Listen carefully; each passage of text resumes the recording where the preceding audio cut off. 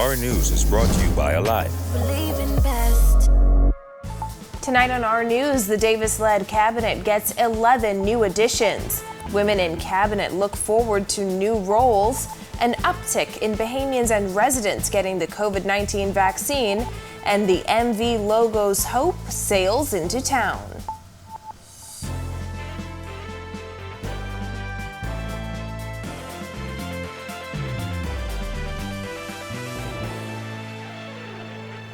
Welcome to Our News and thanks for joining us. I'm Christina Dragovich. Topping news tonight, 11 more cabinet ministers were sworn in today, pushing the Davis-led cabinet to nearly 24 ministers. Prime Minister Philip Davis defended the large cabinet. Jasmine Brown reports. Davis was quick to respond to those concerns today as he insisted the size of his cabinet is reflective of what is needed to get the country back on track. I don't get into those pet talks. I know everyone is trying to distract from our job at hand. The enormity of the task we have at hand is what caused me to select the numbers of persons I have. With the 11 new ministers now sworn in total, there are now 22 members of cabinet, including Davis, who has not yet revealed his portfolio. The new ministers are Obi Wilchcombe, Minister of Social Services and Urban Development, Keith Bell, Minister of Labor and Immigration, Vaughn Miller, Minister of the Environment and Natural Resources, JoBeth Colby Davis, Minister of Transport and Housing, Ginger Moxie, Minister for Grand Bahama, Mario Boleg, Minister of Youth, Sports and Culture. 5 junior ministers also took the oath of allegiance and office, including Basil McIntosh as Minister of State for the Environment, Lisa Ramming as Minister of State for Social Services and Urban Development, Pia Glover-Roll as Minister of State for the Public Service, Miles LaRota as Minister of State in the Office of the Prime Minister, and Zane Lightbourne as Minister of State for Education, Technical and Vocational Training. I have an additional parliamentarian secretary to be sworn in tomorrow. It reflects the enormity of the chance I have and all hands I need on deck. Noticeably missing was the Ministry of Disaster Preparedness, Management and Reconstruction. Davis addressed that as well. That's why I appointed Basil McIntosh in the Ministry of Environment with his background in structural engineering and civil engineering and understanding the built resiliency that we require going forward. He is in there. The fact that the elements of that ministry is going to be falling under the office of the Prime Minister. Davis insists his team will build a lasting legacy. Reporting for Our News, I'm Jasmine Brown. With the Davis-led cabinet complete, we now know how many women will serve as cabinet ministers, and that number is 5. They include Minister of Education, Technical and Vocational Training, Glenys Hannah Martin, Minister of Transport and Housing, JoBeth Colby Davis, Minister of Grand Bahama, Ginger Moxie, State Minister for Public Service, Pia Glover-Roll, and State Minister for Social Services and Urban Development, Lisa Ramming. Some of those women who were sworn in today say they are proud to serve in an administration that empowers women. I'm so excited about what's happening, what's transpiring in our country, to see the amount of women that's now a part of the cabinet that'll be sitting to the table and that can put forward some arguments that has to do with women and issues and concerns that women want us to put forward. So I'm very privileged to be a part of it. I'm happy that as women we have a seat at the table and, we're going to do a great job. Others say they're ready to hit the ground running and get to work. I want Grand Bahama residents to know that I really care. Not just that I care, but I'm here to get the job done. I feel very elated, and I know that even as women, we're going to bring something totally different. Women have more compassion, women are more understanding, and so I know that we come to bring a lot to the table. Obi Wilchcombe is looking to wage a war on poverty as the new Minister of Social Services and Urban Development. Bethany McDermott has that. Social Services and Urban Development Minister Obi Wilchcombe outlining a number of plans and initiatives for his new portfolio. Wilchcombe says there are still some Grand Bahamians living in substandard conditions following Monster Storm Dorian. There's so many people who still today, homes are not repaired. They're still living in squalid conditions following Hurricanes Matthew and Hurricane Dorian. So I want to make sure that we get to work on that immediately. There's so many who don't have anywhere to live. So how do we find places for them to live? How do we ensure that they have a hot meal every day? Wilshcombe says he plans to work closely with the Ministry of Housing to provide temporary shelters. Too often we're told of individuals given a 1-week stay or a 2-week stay, and then what? Then they're back on the streets. You're causing more pain and hurt in the society. We must remember what A.D. Hanna said, wipe the tear from every eye. Remember what Sir Lyndon Pindling said, bring peace to every heart. That's going to be how we drive our ministry. Then there's the rental assistance program, which was introduced by the Minutes administration. I want to see that re-implemented. I want to see it extended. There are too many people today who don't have anywhere to live, one. Two, there are many who have somewhere to live but can't pay the electricity bills. So you're having all these circumstances. We're going to find a way to create the balance. In February 2021, then Social Services Minister Frankie Campbell told parliamentarians more than $1 million was paid on rental assistance since December 2020. In April, then National Insurance Minister Brenzel Roll said the government spent more than $300 million keeping unemployed Bahamians afloat during the pandemic. Wilshcombe, who served as tourism minister under the former Christie administration, says he's on a mission to end poverty. My job is to declare war on poverty today and to begin a program of transformation to ensure that we eliminate human suffering and bring a new day to people's lives. Reporting for Our News, I'm Berthany McDermott. Shifting gears now, vaccine numbers are on the rise when comparing the last 2 months. Jared Higgs tells us news of a vaccine mandate for foreigners traveling to the United States may cause that to increase even more. I want to make sure that I can protect her in the best way that I can. It's part of the reason Cuvel Poitier, the mother of a 3-year-old, came out to Melia to get her first dose of the COVID-19 vaccine. If that means I have to take the vaccine to ensure her health as well as mine, then I just have to do what I have to do. Poitier, who works as a sales associate, says she, like so many others, was hesitant before. After doing some research as well as seeing some of my close family relatives take theirs, and everyone is different, but their side effects weren't extreme, I decided to take the chance, take the risk. Between August 20th and September 18th, 22,751 people joined the growing number of fully vaccinated individuals in the Bahamas. In the month prior, between July 24th and August 20th, only 7,207 people became fully vaccinated. The vaccine rate nearly tripled, largely due to 2 factors: a donation of 128,700 Pfizer vaccines by the United States on August 12th, and the stark reality facing Bahamian communities with 400 of their loved ones hospitalized at PMH in a 5-week span. I had a lot of people in my family and a lot of people that I know closely just passing away so drastically with it. Those tragic stories have resonated with many who were previously unsure. But recent news that Bahamians will have to be vaccinated to travel to the United States in November may see those figures go up even more. It's a huge influence because I want to be able to travel. I don't want my life be placed on hold because of a vaccine. Children between the ages of 12 and 17 have also been allowed to get the jab since mid-August. 14-year-old Tyra Sands took the Pfizer vaccine today. She plays volleyball and wants to get back to practice and regular life. Because I want to be free to travel and do stuff and not be locked up at home like how I've been the past 2 years. Tyra, along with her mother and grandmother, all got their first doses today. On September 18th, there were 73,901 fully vaccinated people in the Bahamas. Reporting for Our News, I am Jared Higgs.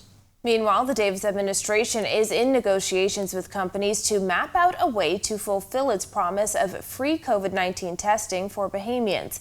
Health and Wellness Minister Dr. Michael Darville says while there are some challenges, it's a promise that will be kept. We are now in negotiations with companies. We are also speaking directly to the COVID task force. There's a few challenges as well as policing information, as well as legislation to control the way it's done.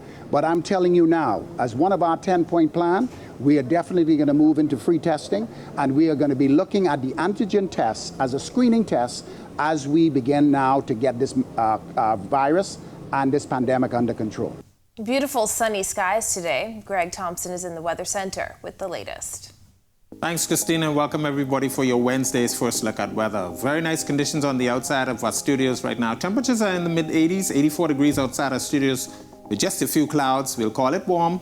It winds out of the east at 4 knots and your feels like temperature in the mid to upper 80s. Satellite view around the area. Beautiful conditions across most of the islands. We do have some showers and some thunderstorms popping up near the Grand Bahama and the Bimini area. Those showers will continue as the evening goes on, but the rest of the Bahamas remaining quiet. That's your first look at weather. Your extended forecast is still to come. Still to come on our news, why PAHO says now is the time to become self-sufficient, and union leaders are hopeful as a new education minister takes office. That's coming up when our news returns. Welcome to our news and thanks for joining us. Topping news tonight. COVID-19 remains a serious threat. Coronavirus COVID-19 has disrupted our economy, tourism industry, educational system, and put our healthcare facilities and professionals on high alert. Are you prepared? Do you have all the facts? Stay tuned to this network for the very latest news and information on this global pandemic.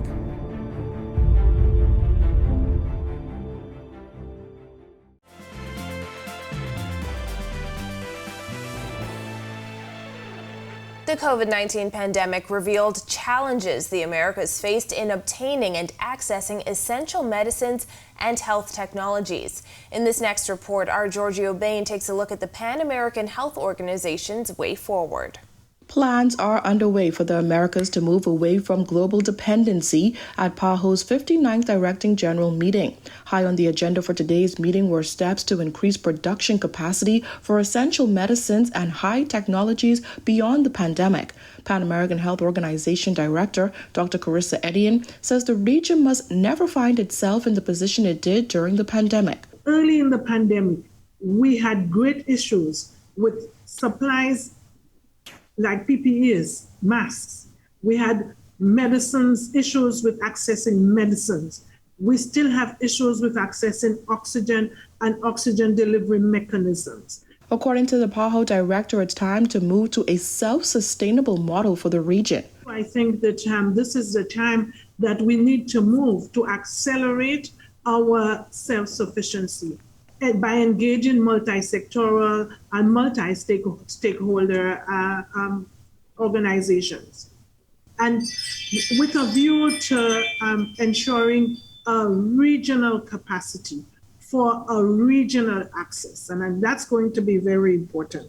Dr. Etienne also represented the region at the United States President Joe Biden's global COVID-19 summit today, noting that the Americas are one of the most unequal regions in the world, and that has been exploited by the pandemic. Etienne says there is no path to recovery for any of us while our neighbors remain vulnerable.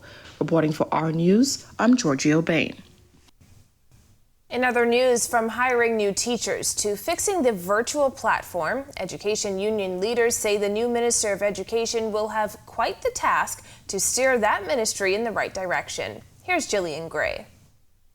As they congratulated and expressed optimism about working with the new education minister, educational unions gave a long laundry list of legacy issues that they say need to be tackled on day one. Reclassification of teachers. We do have some teachers who have not been paid allowance, some back pays for things that they've already worked for. Increments. Teachers have not been given increments for the past 2 years. We recently got one payment, but we're still owed increments. One of the major things I think this minister is going to have to do is win back the trust, win back the commitment in the members, the managers and supervisors. The new minister comes at a time when the virtual learning platform is presenting challenges. Unions need new industrial agreements and several schools need more teachers. What is the plan for education reform 2021 and beyond? How will the challenges faced by thousands of students because of the inadequate and inoperable virtual platform be corrected to ensure our students get access to quality education. Union leaders say Hannah Martin's reputation is one of fairness and compassion, and they hope that helps to repair the working relationship between the union and the ministry. Stephen McPhee of the Managerial Union says communication and collaboration will be key. He added that top of his list is confirmation letters for principals who've been working for years in posts without the associated pay. My members have been holding those schools down, doing the work, but can't get promoted. Hannah Martin spent most of the week in briefings with education stakeholders. We know that we would like to have a great working relationship along with her. We would like to be a part of it as much as we are possibly able to be a part. We commit as an important stakeholder to partner with the Ministry of Education. But be assured, we are a union and we will represent and defend the rights of our members. Again, I say welcome to the new minister. Reporting for our news, I'm Jillian Gray. When our news comes back from the break, the world's largest floating bookstore sails in. But first, a digital bank launches soon. The details when our news returns. Welcome to our news and thanks for joining us. Topping news tonight. COVID-19 remains a serious threat. Coronavirus COVID-19 has disrupted our economy, tourism industry, educational system, and put our healthcare facilities and professionals on high alert. Are you prepared? Do you have all the facts? Stay tuned to this network for the very latest news and information on this global pandemic.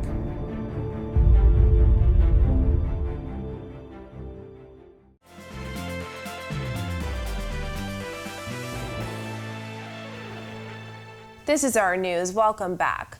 On September 7th, the Central Bank of the Bahamas resumed the Bahamian Depository Receipts Program, allowing foreign currency purchases. Here to shed some light on the program is RF VP of Investments, David Slatter. David? Hi, Christina. Thanks for joining us. So tell us, what is covered under this program?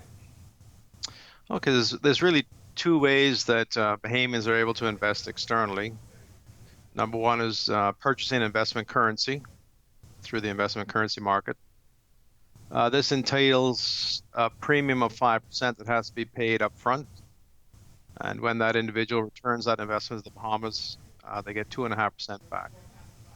All right, and we understand that this program was suspended in 2020 briefly, right? Tell us more about that. Yeah, so when the COVID crisis really started to bite, it was essential that the central bank protected our foreign reserve position. This was one of the measures they took to ensure that there wasn't an excessive drain on foreign reserves. All right, and now what's next, now that it's back in business, essentially? Yeah, so in the investment world, we always talk about diversification. The governor of the central bank has been very supportive of allowing Bahamians to invest externally in order to diversify their own investment portfolios. And it actually helps diversify the investment exposure for the Bahamas as a whole. So now, in addition to the investment currency market, the Bahamas Depository Receipt Program is back up and running. So entities like RF and other brokerage firms have mutual funds that Bahamians can invest in. So using the B dollars, they can gain US dollar exposure. And not just US dollar, but global exposure. So it's exciting. Our clients are very excited to have this opportunity returned to them so they can diversify their exposure. Right, so if anyone's interested in getting started, what are some of the first steps that they can take to get involved? So the investing through the mutual funds is the simplest approach. You simply have to open up an account and then the RF can help you make that investment. The investment currency market is a little more complicated. You have to submit a request to the central bank for a specific investment. And once approval is received, then you can proceed with getting US dollars, making specific investments. So, as always, David, thank you for that insight. Well, a global financial services company is making the Bahamas its home in the middle of the pandemic, in a move financial services experts say shows that the Bahamas is still a good place to do business. Financial services holding company FX Pro has broken ground on a $12 million headquarters near Lyford Key on New Providence as it prepares to launch an online bank from our shores. As we move towards the end of the year, we will be opening our new banking and trading platform called Bank Pro, which will offer pretty much every banking service straight off your telephone. Chief Operating Officer of FX Pro, Nicholas Wright, says the company has been working with the Central Bank of the Bahamas to make Bank Pro a reality and has been granted the license and the green light to go ahead. Central Bank Governor John Roll says financial services operators are looking at how digital transformations can be translated into the local market. They are all digital models of providing services is very, very important, and it signals the direction of finance in the future, where we're reaching more and more of the clientele through the digital channels, and that it will challenge us as regulators to continue to build capacity to deal with the kinds of issues that are involved with digital services provision. Local banks have moved a number of services online, reducing the need for customers to come into a physical bank. We realize that to reach more of the Bahamian population, we are going to have to provide more services through digital channels and deal with all of the issues that come with that around consumer protection, data protection, privacy. Meanwhile, Securities Commission Executive Director Christina Roll says the world is still seeing the Bahamas as a very good place to do business. This expansion into banking means that people are still seeing the Bahamas as a viable place for finance. Still to come on our news, Greg is back in the Weather Center with the extended weather outlook, plus the MV Logos Hope sails into Grand Bahama. That's coming up when our news returns. Welcome to our news and thanks for joining us. Topping news tonight. COVID-19 remains a serious threat. Coronavirus COVID-19 has disrupted our economy, tourism industry, educational system, and put our healthcare facilities and professionals on high alert. Are you prepared? Do you have all the facts? Stay tuned to this network for the very latest news and information on this global pandemic.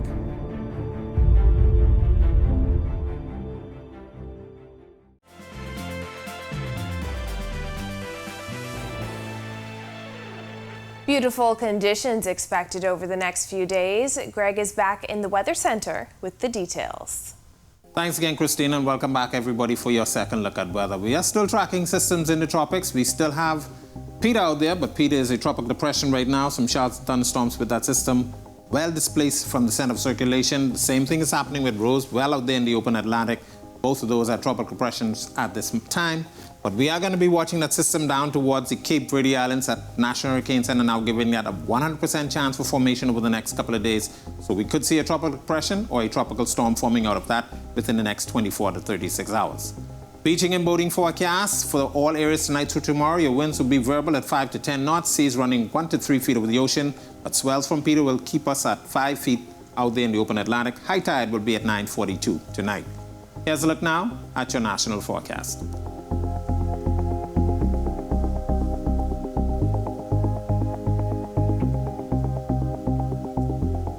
I'll look now at your extended forecast through Monday.